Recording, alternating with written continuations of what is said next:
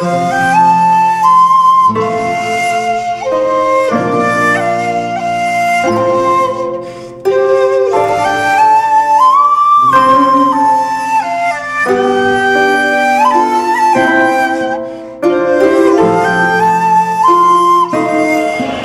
बुजुर्गों की दुआ और बशक्ल गज़ल अपने साथ लेकर चलने वाला एक शायर हमारी महफिल मुशायरा में मौजूद है।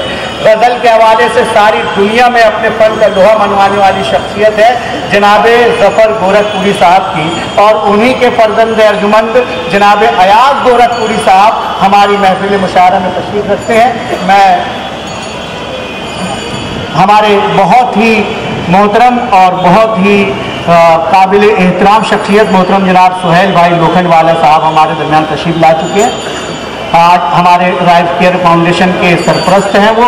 मैं महफिल मुशायरे में मैं उनका इस्तकबाल करता हूँ। जनाब सुहेल भाई लोखंडवाला, प्रिंसिपल सुहेल लोखंडवाला साहब तशरीफ़ ला चुके हैं। मैं नसीम सिद्दीकी साहब जो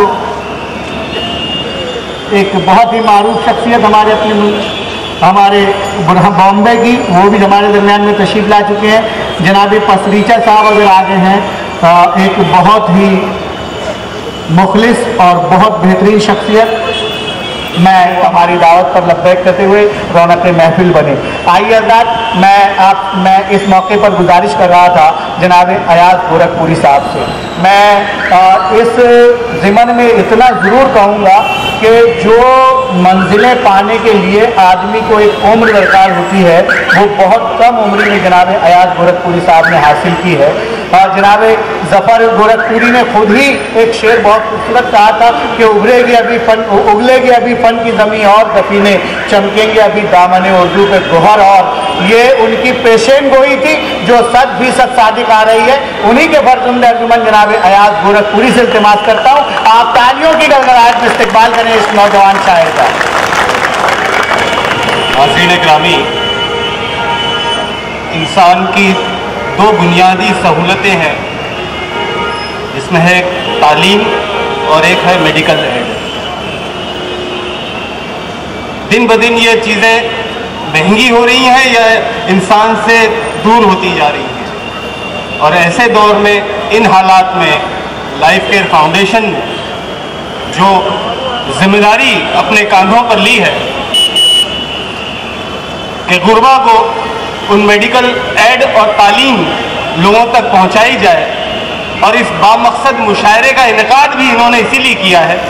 मैं मुबारकबाद पेश करता हूं मुशीर अंसारी साहब को, डॉक्टर शेख अलाउद्दीन साहब को और प्रिंसिपल लोखंडवाला साहब, सुहेल लोखंडवाला साहब को कि इस बामकसद मुशायरे का इनेकाद किया उन्होंने।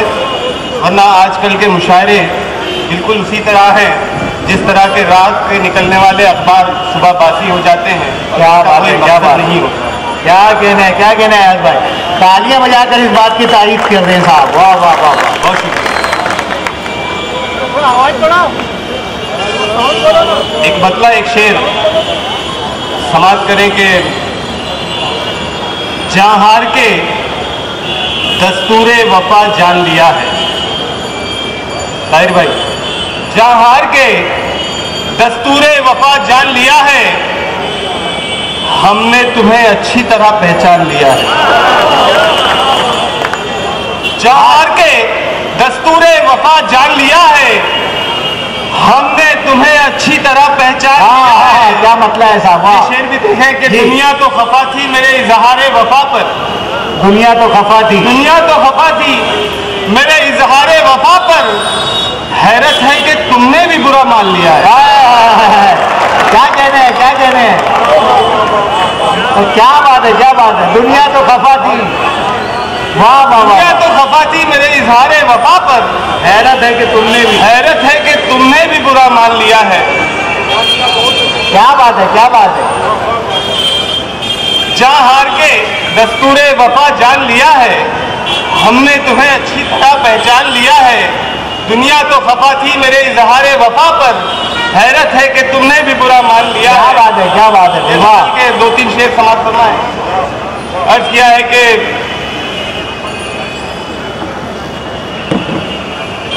मायूस क्यों हो अज़्मे सफ़र मुझसे मांग लो। मायूस क्यों हो, अज़्मे सफ़र मुझसे मांग लो। मायूस क्यों हो, अज़्मे सफ़र मुझसे मांग लो। उड़ने की आरज़ू है तो पर मुझसे मांग लो। क्या बात है, क्या बात है, क्या बात है। अज़्मे सफ़र मुझसे मांग लो, उड़ने की आरज़ू है तो पर मुझसे मांग लो। अंजुम साहब ये शेर बतौर खास समाज फरमाए कि लाओ कहीं से ढूंढ के चेहरा हयात का। लाओ कहीं से ढूंढ के, शेर है साहब कि लाओ कहीं से ढूंढ के चेहरा हयात का। चेहरा कहीं मिले तो नजर मुझसे मांग लो। क्या बात है, क्या कहने हैं, क्या कहने हैं, क्या बात है, क्या बात है, क्या बात है। लाओ कहीं से ढूंढ के चेहरा हयात का। चेहरा कहीं मिले तो नजर मुझसे मांग लो। ये शेर भी देखें कि उभरे हिना का रंग हथेली पे और भी, उभरे हिना का रंग हथेली पे और भी। दो चार बूंद खूने जिगर मुझसे मांग लो। क्या बात है। ये शेर भी देखें कि एक घर है दिल का, दूसरा घर है निगाह का। एक घर है दिल का, दूसरा घर है निगाह का। इन दो घरों में कोई भी घर मुझसे मांग। क्या बात है, क्या कहने हैं, क्या कहने हैं। मायूस क्यों हो, अज़्मे सफ़र मुझसे मांग लो। उड़ने की आरज़ू है तो पर मुझसे मांग लो। एक दो तीन शेर और इनायत कीजिए, इनायत कीजिए साहब। वाह, क्या बात है, बहुत शेर भी देखें। सारे वक्त को तकसीम करके बैठे हैं अफरोज भाई। शेर देखें कि फिर सवा भीग उठा, आंख से आंसू।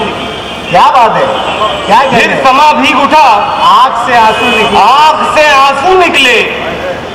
जख्म के फूल खिले, याद के जुगनू निकले। हाय हाय हाय, क्या फिर समा खूबसूरत भीग मतलब है। उठा। वाह वाह वाह, फिर समा क्या भीग बात उठा, आंख से आंसू निकले।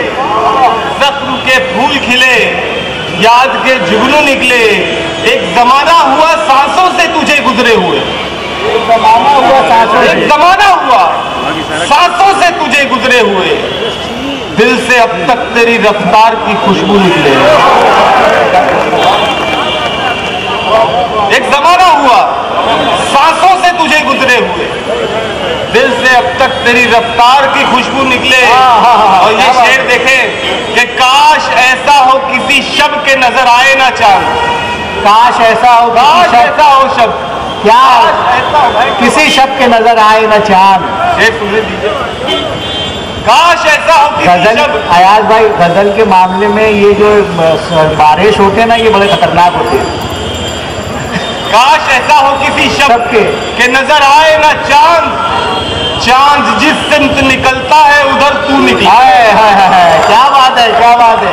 चांद ऐसा हो निकलता है, नजर आए ना चांद।